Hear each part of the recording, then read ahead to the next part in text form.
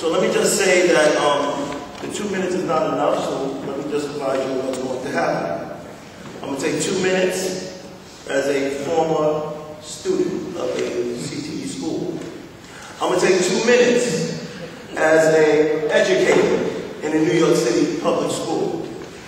And I'm going to take 2 minutes as executive privilege that represents 200,000 people as Vice President for Career and Technical Education for the United States.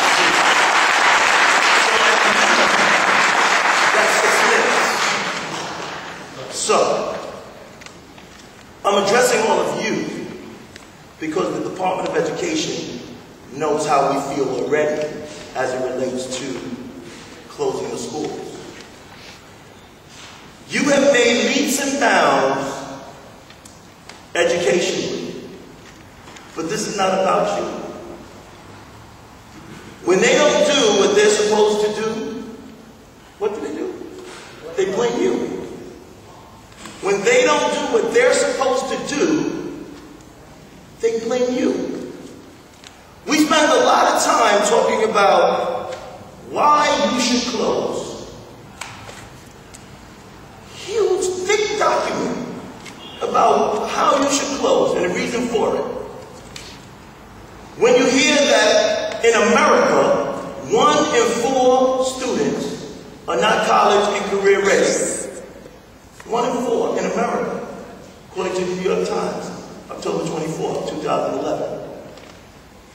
Not only do we talk about not college and career ready, they have yet to talk about in a CTE school with a plan for a proposal how they were going to ensure that the students, not just here, but the new school was going to ensure that its kids are college and career ready. They have not talked about one iota about how many companies that they recruited to ensure that the program was going to provide students with an opportunity in career and technical education with multiple pathway options.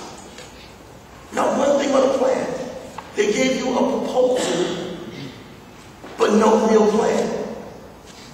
I can assure you, because I had discussions with the CTO office at the Department of Education, so let me give you some inside baseball, ladies and gentlemen. Parents, students, they have no plan.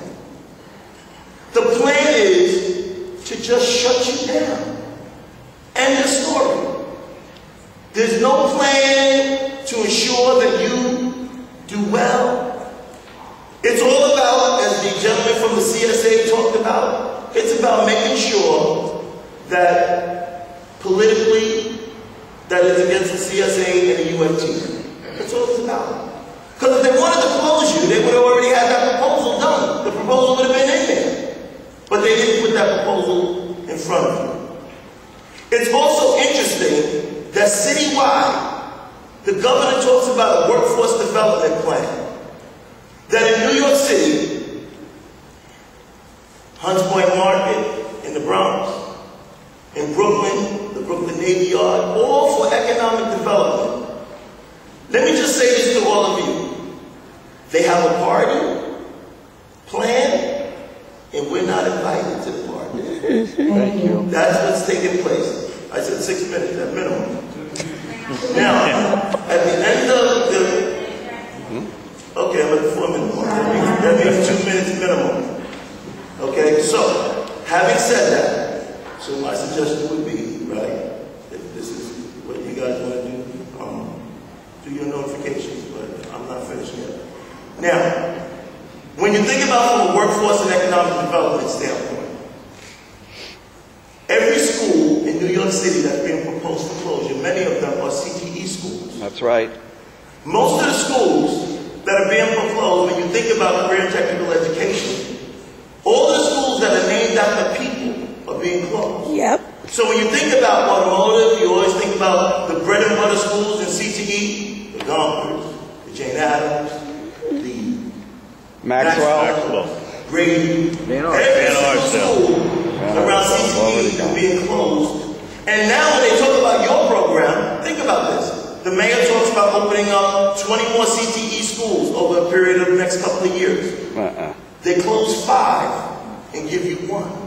Thank you. Citywide, they close many of them, and they're giving you absolutely nothing. So I say to you, ladies and gentlemen, putting your mark on this public hearing by speaking your mind is an important thing. But let's be clear. They have no plan. They have no obligation. So speaking to them is like talking to this piece of paper. Someone got behind a Microsoft Office document and said, we take closing schools seriously. What they did was they used Times Roman, they bolded, and then they pressed bold, and that is the intent of how the emotion that they put into crafting this document.